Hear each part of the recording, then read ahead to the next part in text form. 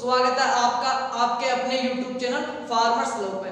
जो पैथोलॉजी की classes start की थी उसका हमने जो सिलेबस था, सिलेबस एनालिसिस वो डिस्कस कर लिया था। चैप्टर फर्स्ट डिस्कस कर लिया था, चैप्टर सेकंड जो हिस्ट्री और इसका जो इंट्रोडक्शन था वो डिस्कस कर लिया था। जो अपना थर्ड चैप्टर था प्लांट पैथोलॉजी का, जो चैनल के पेज पे जाओगे आप प्लेलिस्ट में जाना, प्लेलिस्ट में आपको पैथोलॉजी लाइव क्लासेज के नाम से प्लेलिस्ट मिल जाएगी।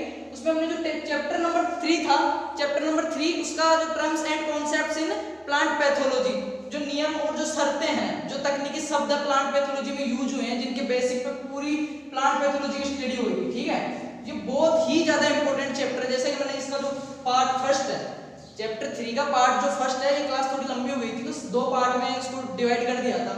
इसका पार्ट फर्स्ट है, उसमें हमने लगभग 10 से 12 जो इसके टेक्निक शब्द है, जो टर्म्स है, कॉन्सेप्ट्स है, उनके बारे में डिस्कस कर लिया।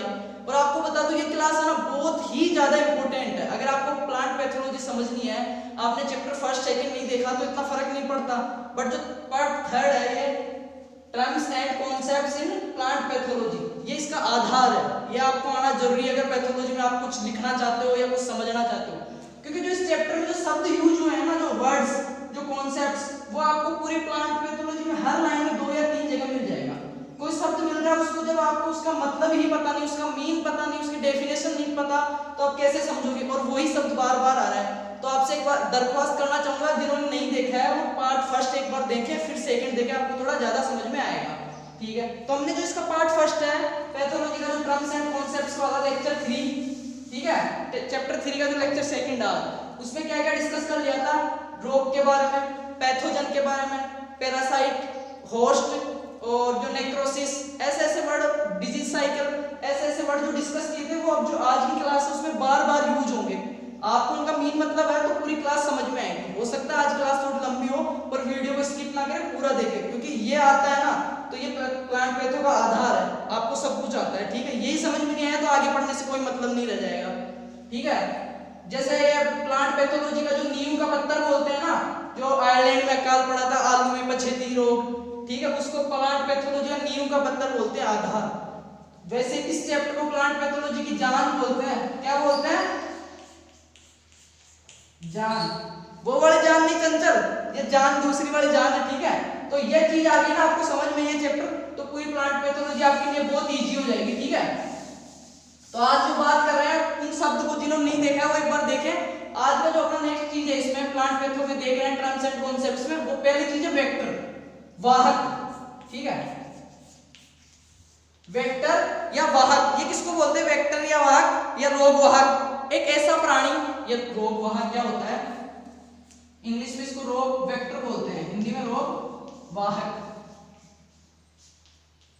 ये क्या होता है? एक ऐसा प्राणी होता है, एक ऐसा प्राणी जो क्या करता है, एक ऐसा प्राणी जो रोगजनक को संचारित करने में समर्थ होता है। जो पैथोजन है, बार बार मैं बोल रहा हूँ वही शब्द बार यूज होंगे। पैथोजन मैंने फर्स्ट चैप्टर में बता दिया, इसके में फर्स्ट पार्ट में पैथोजन क्या होता है। अब जिसको पता नहीं है वो तो क्या समझेगा पैथोजन क्या होता है, पर फिर से बता देता हूँ एक बार, पैथोजन क्या होता है? रोगजनक। ठीक है, रोगजनक, नाम से पता चल रहा है रोग को जो उत्पन्न करने वाला है। ठीक है, रोग को पैदा करने वाला जो है वो रोगजनक या पैथोजन कहलाता है। अब इसकी परिभाषा देखते हैं अपन, डेफिनेशन वाहक की। ठीक है, वेक्टर, रोग वाहक क्या होता है? एक ऐसा प्राणी होता है जो किसी पादप के अंदर जो पैथोजन है ना, पैथोजन, उसको ये क्या करता है? संचारित करने में समर्थ होता है एक जगह से। जो रोग वाहक है, रोग को पैदा करने वाला रोग वाहक, उसको एक जगह से दूसरी जगह ले जाने के लिए जो होता है ना, वो वाहक होता है, वेक्टर। ठीक है, रोग वाहक कहलाता है वो वेक्टर। इसकी परिभाषा क्या होगी? एक ऐसा प्राणी जो पैथोजन को एक जगह से दूसरी जगह संचारित करने में समर्थ होता है, कैपेबल होता है, वो क्या कहलाता है? रोग वाहक। ठीक है, इसके एग्जांपल देखें अपन, एग्जांपल से सही समझ में आएगा। मधुमक्खी हो गई, कीट हो गए, मनुष्य हो गया। मनुष्य भी एक प्रकार से रोग वाहक का काम कर सकता है। एक रोग के जो रोगजनक है पैथोजन, उनको एक जगह से दूसरी जगह संचारित करने में समर्थ होता है मनुष्य भी, रोग को फैलाने में। तो ये हो गया अपना रोग वाहक। नेक्स्ट चीज बात करें रोग वाहक के बाद में, रोग वाहक के एग्जांपल में देख ही लिया होगा, मनुष्य रोग और मधुमक्खी हो गई। एक प्लांट से कुछ पैथोजन को इकट्ठा किया, उसने उठा लिया, दूसरे प्लांट पे गई, वहां पे हो गया, तो वो उनको क्या संचारित कर दिया, उसमें समर्थ हो रही है, तो वो रोग वाहक कहलाएगी। नेक्स्ट जो चीज है वो क्या है? अतिवर्धन और अतिवृद्धि, 2 वर्ड है, इसमें सेम वर्ड है, उनको थोड़ा अच्छे से समझना। ठीक है, इनका अंतर समझना है। अतिवृद्धि और अतिवृद्धन, दो शब्द है, ठीक है। अतिवृद्धि और अतिवृद्धन। अतिवृद्धन को तो क्या बोलते हैं, हाइपरपेलेसिया, ठीक है। अतिवृद्धन मतलब हाइपरपेलेसिया, हाइपरपेलेसिया। थोड़ा ध्यान से देखना, ये चीजें मैं बोल रहा हूँ बार बार यूज होगी, हर लाइन में यूज होगी ये पैथोलॉजी में। और इनका अगर आपको ठीक से मतलब पता है, कॉन्सेप्ट क्लियर है ना, कोई भी नहीं रोकेगा, आपको पूरा समझ में आएगा, ठीक है। ये अतिवृद्धन को बोलते हैं हाइपरपेलेसिया और अतिवृद्धि इसको बोलते हैं हाइपरट्रॉफी, हाइपरट्रॉफी, हाइपरट्रॉफी और हाइपरपेलेसिया। इन दो चीज को समझते हैं अपन बहुत इजी लैंग्वेज में कि ये क्या होता क्या है, ठीक है। तो जो अतिवृद्धि है वो क्या होती है, अतिवृद्धि का देख लेते हैं पहले कि परपोषी कोशिकाओं के सामान्य परिवर्तन के कारण उत्पन्न जो परपोषी कोशिकाएं हैं, होस्ट, ठीक है। परपोषी कोशिकाएं होस्ट जो है परपोषी कोशिकाओं के, ठीक है। जो बार बार बता रहा हूँ ये होस्ट पैरासाइट बार बार शब्द आ रहे हैं, जिन्होंने नहीं देखा वो पार्ट फर्स्ट देखें एक बार, जिनको नहीं पता है उनको कोई दिक्कत होगी नहीं। तो अतिवृद्धि किसको बोलते हैं कि परपोषी कोशिकाओं के असामान्य परिवर्तन के कारण उत्पन्न पादप अतिवृद्धि। जो परपोषी कोशिका है ना उनमें असामान्य, जो होस्ट सेल्स हैं उनमें असामान्य परिवर्तन हो जाता है, ठीक है, वृद्धि हो जाती है। असामान्य परिवर्तन के दौरान कोई प्लांट है, ठीक है, वो ओवरग्रोथ शो कर रहा है, अतिवृद्धि दर्शा रहा है, तो वो क्या कहलाएगी, अतिवृद्धि, हाइपरट्रॉफी, ठीक है। ध्यान से समझना, एक बार और बता देता हूँ अतिवृद्धि किसको बोलते हैं। अतिवृद्धि क्या होता है कि परपोषी कोशिकाओं के असामान्य परिवर्तन के कारण उत्पन्न पादप अतिवृद्धि या हाइपरट्रॉफी कहलाती है। अब नेक्स्ट बात करते हैं अतिवृद्धन। ये क्या चीज है, सेम वर्ड है। हाइपरपेलेशिया क्या होता है, बात करें हाइपरपेलेशिया की, तो हाइपरपेलेशिया क्या होगा कि परपोषी में रोगजनक, जो परपोषी है अपना होस्ट, उसके अंदर रोगजनक कौन हो गया, पैथोजन, ठीक है, पैथोजन। या समझना है, इनको रटना नहीं है, कॉन्सेप्ट क्लियर ही करने हैं, ठीक है।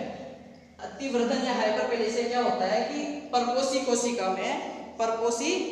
में रोगजनक, जो पैथोजन के प्रभाव से उद्दीपित होकर, ये जो पैथोजन है रोगजनक रोग को पैदा करने वाला जो कारक है, उसके प्रभाव से ये परपोषी पादप हो गया, ठीक है। परपोषी कोशिका या परपोषी पादप की जो कोशिका गई, होस्ट सेल हो गई, वो इस पैथोजन के प्रभाव से उद्दीपित होकर, इसमें जो कोशिका विभाजन है ना, तो सेल डिवीजन वो बढ़ जाता है, ठीक है। उसके बढ़ने के अंतर्गत, उसके बढ़ने के बाद जो प्लांट के अंदर जो ओवरग्रोथ शो होगी वो क्या कहलाएगी, हाइपरपेलेशिया। तो इसकी डेफिनेशन क्या होगी हाइपरपेलेशिया की, कि परपोषी में, जो परपोषी है उसके अंदर रोगजनक के प्रभाव के कारण उद्दीपित होकर कोशिका विभाजन का बढ़ जाना और उसके कारण पादप के अंदर अतिवृद्धि होना, पादप की अतिवृद्धि होना हाइपरपेलेशिया कहलाता है, ठीक है। परपोषी में रोगजनक या पैथोजन के प्रभाव से उद्दीपित होकर बड़े हुए कोशिका विभाजन के कारण उत्पन्न एक पादप अतिवृद्धि क्या कहलाती है, हाइपरपेलेशिया। तो ये दो शब्द अपने कंप्लीट होते हैं, अतिवृद्धि और अतिवृद्धन, हाइपरपेलेशिया, हाइपरट्रॉफी। इसको थोड़ा ध्यान से आप एक बार और देख लेना, अच्छे से समझ के देखो। और अगर एक चीज इसमें हो सकता है आपको थोड़ी दिक्कत आए, आप दो बार देखें, या जिसको समझ में नहीं आ रहा है और कुछ प्रॉब्लम आ रही है तो मेरे को कमेंट करके बताएं, ठीक है, मैं आपको सॉल्यूशन करने का कोशिश करूंगा। एक चीज प्रॉब्लम से क्या दिक्कत, ये क्या चीज होती है दिक्कत, ये भी बहुत ही अच्छी चीज है दिक्कत, कि अगर आप अपनी लाइफ में, ठीक है, लाइफ में ले लो, स्टडी में ले लो, कहीं पे भी अपने जो अचीवमेंट्स है या गोल्स है उनकी तरफ अगर आप सही दिशा में जा रहे हो ना, सही रास्ते पे जा रहे हो ना, कहीं पे भी आपका कोई लक्ष्य है, एम है, लाइफ का ले लो या फिर स्टडी में ले लो, कुछ भी XYZ बिजनेस का ले लो, अगर आप सही दिशा में जा रहे हो ना तो आपको प्रॉब्लम आएगी ही, ठीक है। गलत रास्तों पे कभी दिक्कत नहीं आती है ना, वो अपने को अच्छे लगते हैं। अगर आप सही रास्ते पे जा रहे हो ना तो प्रॉब्लम आएगी, फिर वो फाइनेंशियल हो या फिर कोई दोस्त की प्रॉब्लम हो या और कुछ समाज कुछ बोल रहे हो, कोई क्या राय देगा कोई, तो वो चीज है कि दिक्कत तो आती है, ठीक है, अगर आप अच्छा काम कर रहे हो तो। और जब दिक्कत ही नहीं है ना तो काम करने का मजा भी नहीं है। तो दिक्कत तो आएगी, आप पढ़ते रहो, समझ में नहीं आता है तो बताओ मेरे को, बाकी मैं कोशिश कर रहा हूँ आपको बहुत इजी लैंग्वेज में देने की, ठीक है।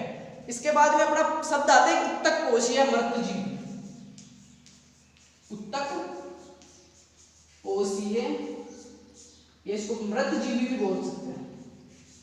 ये क्या चीज होता है उत्तक कोशीय मृतजीवी, जो है वो क्या होता है कि ऐसा जीव जो अपना पोषण है ना, वो केवल मृत ऊतकों से ही प्राप्त करता हो, ठीक है। जो डेड टिश्यू है मृत ऊतक उनसे ही प्राप्त करता हो। एक ऐसा जीव जो अपना जो पोषण है ना वो मृत ऊतकों से प्राप्त करता हो, वो क्या कहलाएगा, ऊतक कोशी या मृत जीवी। नेक्स्ट अगर बात करें तो दूसरा है बायोट्राफ या जैवकोशी। बायोट्राफ या जैवकोशी,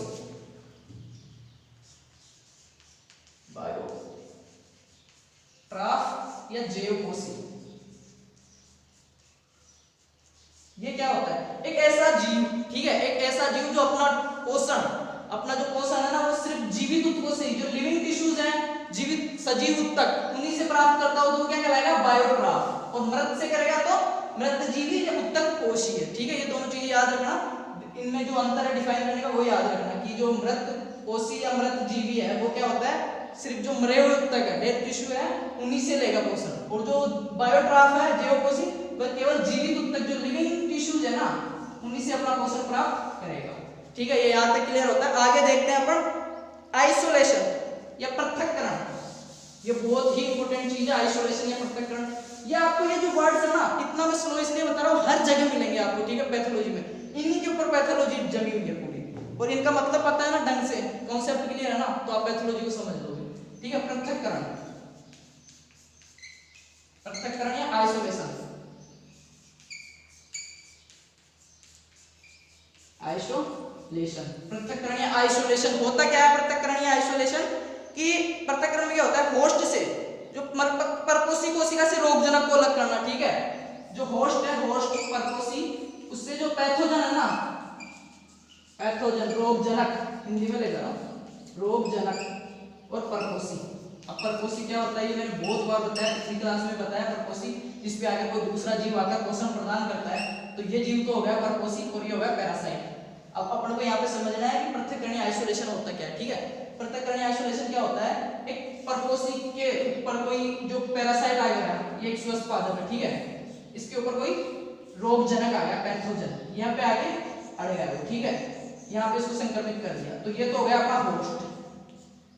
और ये क्या हो गया, ये तो हो गया होस्ट, और ये हो गया मतलब पर रोगजनक, पैथोजन, ठीक है। इस सतह से इस पैथोजन को अलग करके किसी अलग माध्यम में संवर्धित करना, इसके बारे में अध्ययन करना आइसोलेशन कहलाता है।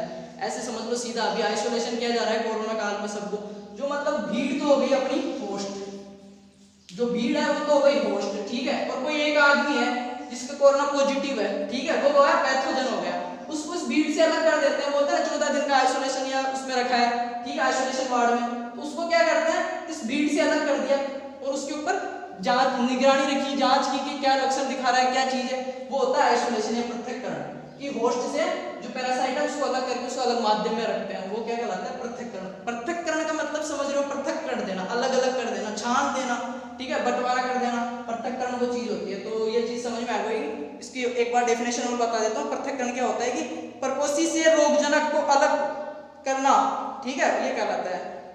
नेक्स्ट दो शब्द है एंटीबायोसिस और एंटीबायोटिक। दो शब्द में आपको पहले डिफरेंट मालूम होना चाहिए, फिर इसका मतलब मालूम होना चाहिए, ये हर जगह आएंगे, ठीक है। जैसे ये आइसोलेशन का आपने ऐसे यूज होगा कि उस वैज्ञानिक ने उस कीट को पृथक्करण किया, अब आपको पता है कि पृथक्करण क्या होता है, तो आपके लिए इजी रहेगा समझने में। इसके बाद में दो वर्ड आए हैं अपन, सॉरी, कौन कौन से, एक तो है प्रतिजीवित और एक है प्रतिजैविक। प्रतिजीवित या प्रतिजीविता और एक है प्रतिजैविक। एंटीबायोटिक, ठीक है, एंटीबायोटिक, पहली चीज है एंटीबायोटिक और जो दूसरी चीज है वो है एंटीबायोसिस, ठीक है, प्रतिजीविता, एंटीबायोसिस, एंटीबायोसिस। इनमें आप पहले डिफरेंट देखेंगे, फिर उनकी डेफिनेशन देखेंगे, कॉन्सेप्ट ये का ये क्लियर। पहली चीज देखते हैं प्रतिजीविता क्या होती है, ठीक है। प्रतिजीविता क्या होती है, प्रतिजीविता मतलब एक हानिकारक, एक सूक्ष्म जीव के द्वारा उत्पन्न जो रसायन होता है, कोई सूक्ष्म जीव है, एक सूक्ष्म जीव के द्वारा उत्पन्न जो हानिकारक या जहरीला रसायन पदार्थ है ना, जहरीला रसायन पदार्थ, उससे दूसरे जो जीव है, दूसरे सूक्ष्म जीव है, एक जीव से उत्पन्न हानिकारक रासायनिक पदार्थ जिसके द्वारा दूसरे जीव को नष्ट किया जाता है, उसको नष्ट किया जाता है, वो क्या कहलाता है, प्रतिजीविता। इसको सीधा ऐसे समझो, कोई सूक्ष्म जीव है, इससे कुछ हानिकारक या जो भी केमिकल जो पदार्थ है वो हमने निकाल लिया और इसी पदार्थ का यूज करके दूसरे सूक्ष्म जीवों को मार रहे हैं, वो क्रिया क्या कहलाएगी? एंटीबायोसिस या प्रतिजीविता। शब्द को देखा, प्रति मतलब उल्टा होता है, जीविता जीवन के उल्टा, ठीक है, उसको मार रहे हैं। एक सूक्ष्म जीव से कोई हानिकारक या जो केमिकल पदार्थ है वो लेकर उसी पदार्थ से किसी दूसरे जीवों को, सूक्ष्म जीवों को मारना प्रतिजीविता कहलाता है। अब दूसरी चीज है प्रतिजैविक, एंटीबायोटिक। एंटीबायोसिस के बारे में डिस्कस हो गया, एंटीबायोटिक का देखते हैं। एंटीबायोटिक क्या होता है? किसी सूक्ष्म जीव के द्वारा जो पदार्थ दिया है, ठीक है, किसी सूक्ष्म जीव के द्वारा, एंटीबायोटिक का बता रहा हूं मैं, एक सूक्ष्म जीव द्वारा उत्पन्न रासायनिक पदार्थ जो यौगिक या दूसरे जीवों को मार देते हैं, ठीक है, ये चीज हो गई। इसका नीचे वाले का देखते हैं, प्रतिजैविक एंटीबायोटिक क्या कहते हैं। पहले एक चीज बता दूं, एक सूक्ष्म जीव के द्वारा उत्पन्न रासायनिक पदार्थ या यौगिक जिसका उपयोग दूसरे को मारने में किया जाता है। जो यौगिक है ना, यौगिक जिसका यूज कर रहे हैं वो कहलाएगा अपना एंटीबायोटिक, और जो मारने की क्रिया है वो कहलाएगी एंटीबायोसिस। प्रतिजैविता और प्रतिजीवित दो चीज है। ये कोई सूक्ष्म जीव है, इससे हमने ये पदार्थ निकाल लिया, ठीक है, इसका यूज करके दूसरे कीट को मार रहे हैं, तो ये जो क्रिया है ना वो तो कहलाएगी एंटीबायोसिस। और जो ये जो मैटर है ना, ये यौगिक है ना, ये कंपाउंड, वो क्या कहलाएगा? एंटीबायोटिक। और जो ये एंटीबायोटिक है प्रतिजैविक, इसकी सर्वप्रथम खोज अलेक्जेंडर फ्लेमिंग ने की थी। एक वैज्ञानिक है अपने अलेक्जेंडर फ्लेमिंग, नाम सुना होगा, अलेक्जेंडर फ्लेमिंग। अलेक्जेंडर फ्लेमिंग ने इसकी वो की थी, ठीक है, और किससे?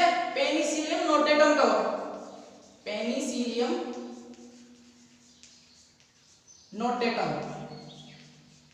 नोटेटम कवक के द्वारा है ना इन्होंने एक प्रतिजैविक यौगिक बनाया था, एंटीबायोटिक बनाई थी, उसका नाम क्या था? पेनिसिलिन।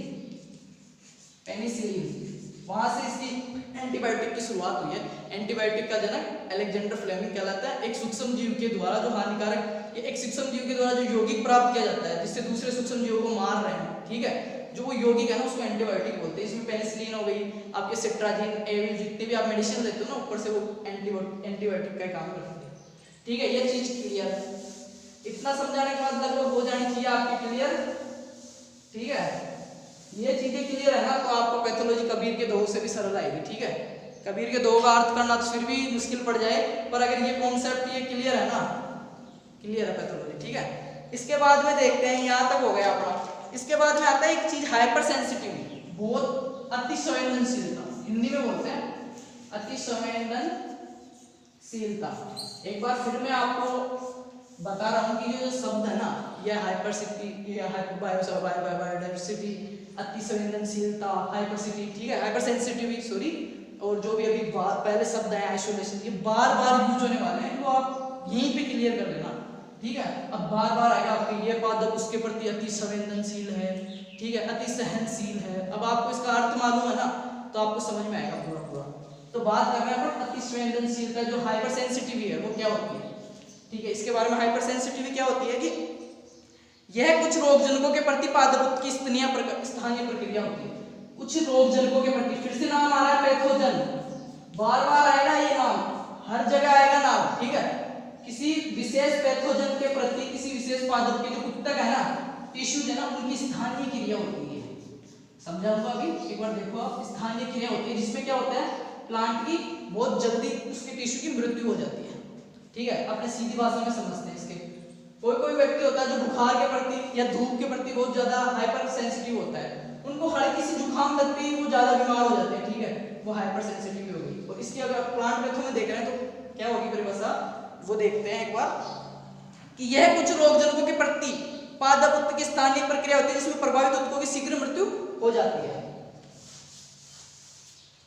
ठीक है। ये कोई प्लांट है, ये इसका टिश्यू है, ये कोई पैथोजन आया, ठीक है, पैथोजन का आक्रमण करते ही रोगजनक का ये टिश्यू है ना, इससे इतना ज्यादा संवेदनशील हुआ, हाइपर सेंसिटिव था, इसका अटैक होते ही ये डेथ हो गया, टिश्यू की मृत्यु होगी, वो क्या कहलाएगी, अति संवेदनशीलता। एक चीज होती है, दो टर्म्स होती है इसमें, वो आ रहा है इसके ऊपर आक्रमण कर रहा है, इसके फर्क ही नहीं पड़ रहा, इसका इम्यूनिटी पावर ज्यादा है, वो अलग चीज है। तो ये क्या है, अति संवेदनशील है, टच होते ही खत्म, ठीक है, ये हो गई अति संवेदनशीलता, हाइपर सेंसिटिव। एक बार और बता देता हूँ हाइपर सेंसिटिविटी की जो डेफिनेशन, यह कुछ रोगजनकों के प्रति पादप ऊतक की स्थानीय प्रक्रिया होती है। कुछ रोगजनकों के प्रति पादप ऊतक की स्थानीय क्रिया होती है जिसमें जो पादप उत्तक है उसके संपर्क में है उसकी शीघ्र मृत्यु हो जाती है, शीघ्र प्रभावित हो जाता है, हाइपरसेंसिटिव हो गया। नेक्स्ट बात करें अपन अंगमारी, बार बार नाम आएगा आपके पास उसका, अंगमारी रोग, वो रोग, वो वहां पे खोज हुई, तो इसका नाम मतलब समझ लो अंगमारी क्या होता है, ठीक है। तो अंगमारी क्या है, ये अंगमारी एक अप्रतिबंधित उत्तक्षय रोग है, लक्षण है, ठीक है, अप्रतिबंधित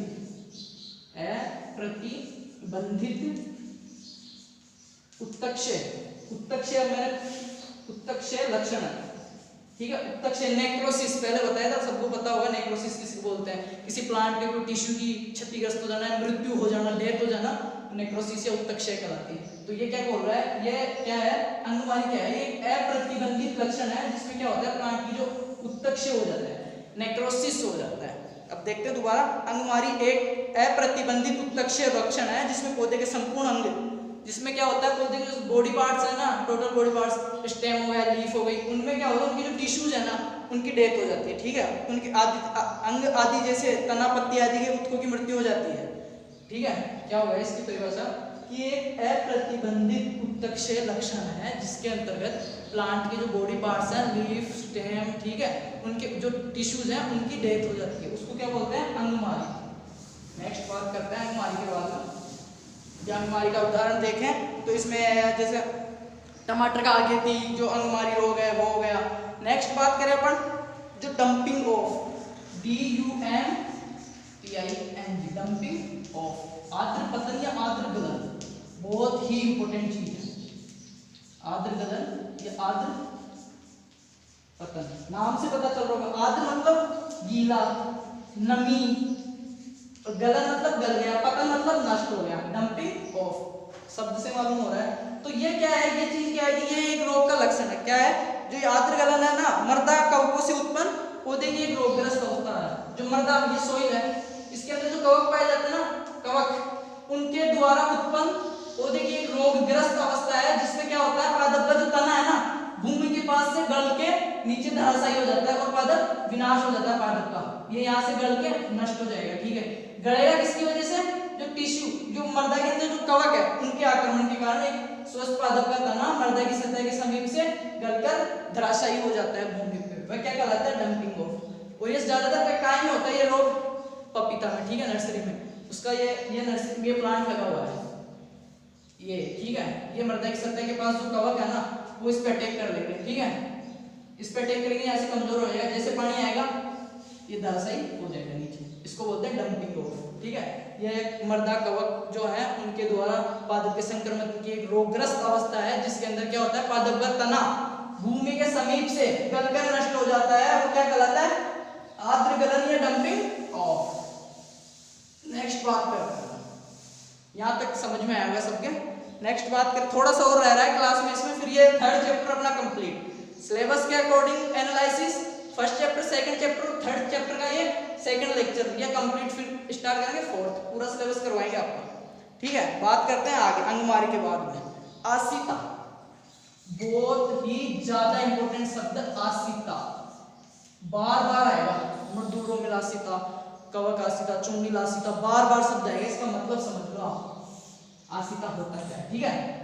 तो आसिता क्या होता है, रोगी पौधे या दूसरे जीवधारी की सतह पर, कोई रोगी प्लांट है, ठीक है, रोगी पौधे या किसी दूसरे जीवधारी की सतह पर, जो दूसरा जीवधारी है कोई प्राणी है उसकी सतह के ऊपर, समझो इसको ऐसे समझते हैं अपन कि रोगी पौधे किसी दूसरे जीवधारी की सतह पर मिलने वाले मृदुल रोमिल या चुंडिल कवक वृद्धि को, ये कोई रोगग्रस्त पादप है या फिर यह कोई प्लांट पादप है जीवधारी, इसकी ये सतह है ना, इसके ऊपर मिलने वाले रोमिल, जैसे रुई में जो छोटे छोटे रेशे होते हैं धागे, उनके समान ऐसे वाइट वाइट रोमिल या फिर जो चुंडिल पाउडर के रूप के अंदर जो कवकों का समूह मिलता है ऐसे जमा हो जाता है, ऐसे मिल जाएगा छोटे छोटे रोए किसी रोगग्रस्त पादप पे या फिर किसी अन्य जीवधारी पे, वह आसिता कहलाती है। ये आसिता दो प्रकार की होती है, ठीक है, इसकी डेफिनेशन देख लो एक बार कि रोगी पौधे या दूसरे जीवधारी की सतह पर मिलने वाले मृदुल रोमिल या चुंडिल कवक, जो मृदुल रोमिल या जो चुंडिल कवक की वृद्धि है ना,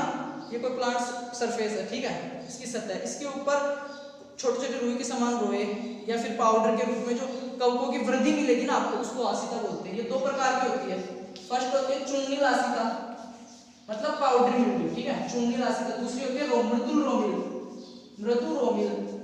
शब्द से पता चल रहा है मृदु मतलब सॉफ्ट, रोमिल मतलब जो हेयर होता है जैसे बाल वाली ऐसे हल्के हल्के रोए रोए रोए रोमिल उनको बोलते हैं। मृदु मतलब सॉफ्ट, या तो कवक के जो बीजाणु हैं उनकी वृद्धि आपको ऐसे सॉफ्ट सॉफ्ट रोए के रूप में मिलेगी, या चूंगी लासिता पाउडर मिल्ड्यू मतलब पाउडर के रूप में मिलेगी, तो वो क्या कहलाएगी आसिता। ये एक रोग है, ठीक है, इसके बारे में डिस्कस हो ही गया है, चूंगी लासिता या मृदुल रोमिल लासिता। इसके बाद में कंडवा रोग।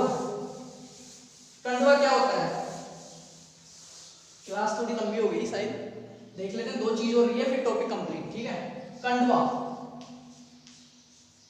कंडवा ये क्या चीज होता है कंडवा। कंडवा के बारे में देखें तो ये क्या है, वह रोग जिस पर संक्रमित पौधे पर काला चूर्णिल बीजाणु दिखाई देते हैं। यह वह रोग है, इससे संक्रमित जो प्लांट है ना उसके ऊपर क्या है, काले कलर के बीजाणु दिखाई देंगे आपको चूर्ण के रूप में। जैसे ये प्लांट है, ये इसकी सरफेस है, ये रोग है ना, ब्लैक कलर का पाउडर दिखाई देगा ऐसे, ये पाउडर, और वो क्या होंगे, बीजाणु होंगे कवक के, उसको बोलते हैं कंडवा रोग। नेक्स्ट बात करें, इसके बाद में रस्ट या किट रोग, RUST, किट रोग, रस्ट या किट रोग, ठीक है। इसमें क्या होता है, जंग के समान धब्बे दिखाई देते हैं। ये कोई प्लांट टिश्यू है, लीफ है, समझ लिया, इसके ऊपर आपको ऐसे धब्बे दिखाई देंगे जंग के समान, वो कहलाता है रस्ट या किट, ठीक है। नेक्स्ट बात करें, वो है चैप्टर थोड़ा सा रहा है। नेक्स्ट है एंथ्रेक्नोज या श्याम व्रण। एंथ्रेक्नोज या श्याम व्रण, शब्द से मालूम हो रहा है, श्याम व्रण। श्याम का मतलब होता है ब्लैक कलर, है ना, काला रंग, व्रण का मतलब होता है रंग। इसमें क्या होगा, ये एक रोग का लक्षण है, श्याम व्रण या रोग है, जिसमें क्या होता है, प्लांट के जो टिश्यूज है, स्पेशल टिश्यूज है, उनके ऊपर कलर के रूप में धब्बे दिखाई देते हैं, अलग से धब्बा दिखाई देगा। ये पत्ती हरी है ना, इसमें अलग कलर का धब्बा दिखाई देगा, वो श्याम व्रण कहलाता है। एंथ्रेक्नोज बोलते हैं इसको, आम में हो जाता है, ठीक है, श्याम व्रण रोग। इसके बाद में डिस्कस करें अपन कौन सा, लास्ट जो है अपना अगार अगार। एक चीज अगार अगार से स्पॉट, SPO, जो धब्बा रोग है ना, उसमें क्या होता है, ये चीज देख लीजिए आप। इसमें क्या होता है, किसी प्लांट के टिश्यू के ऊपर जहां पे जो पैथोजन ने आक्रमण किया है, स्पेशल विशिष्ट मतलब एक लिमिट एरिया के अंदर, ये कोई पत्ती है पादप की, ठीक है, इसमें लिमिटेड जो एरिया है, इनका क्राइटेरिया सीमित होता है, इस सतह पे इतनी सी दूर में कोई धब्बा हो रहा है, ठीक है, यहाँ पे इतनी सी दूर में हो रहा है, पूरी पत्ती पे नहीं होगा, धब्बे हो जाएंगे, चिन्ह हो जाएंगे, उनको क्या बोलते हैं, स्पॉट या धब्बा। नेक्स्ट बात करते हैं अगार अगार, नाम सुना होगा, अगार अगार अगार अगार। ये क्या होता है अगार अगार, ये समुद्री जो लाल शैवाल है ना, उससे प्राप्त एक जेली समान पदार्थ है। समुद्र के अंदर जो लाल शैवाल पाए जाते हैं ना, उनसे प्राप्त एक जेली के समान एक पदार्थ है, जो क्या काम में आता है, अगार अगार समुद्री लाल शैवाल से प्राप्त जेली समान जटिल सैकेराइड, पॉलीसैकेराइड है, ठीक है, लाल शैवाल से प्राप्त जटिल जो कॉम्प्लेक्स पॉलीसैकेराइड है, पॉलीसैकेराइड है। अगार अगार लाल शैवाल से प्राप्त, समुद्री लाल शैवाल से प्राप्त एक जटिल जेली पॉलीसैकेराइड पदार्थ है, जिसका यूज क्या में होता है, जिसका प्रयोग सूक्ष्म जीवों को एक अलग ठोस माध्यम में उगाने के लिए हुआ है। जो सूक्ष्म जीव है उनको एक अलग से, उनको पृथक कर आइसोलेशन करके उनको एक माध्यम में उगाया जाता है, ठोस माध्यम उसमें यूज होता है। तो ये क्लास बहुत इंपॉर्टेंट है, एक बार में समझ नहीं आए तो 2 बार देखें, और आई होप समझ में आई होगी, मैंने बहुत कोशिश की है, और इसका नेक्स्ट पार्ट बहुत जल्द मिलेगा आपको, ठीक है, धन्यवाद।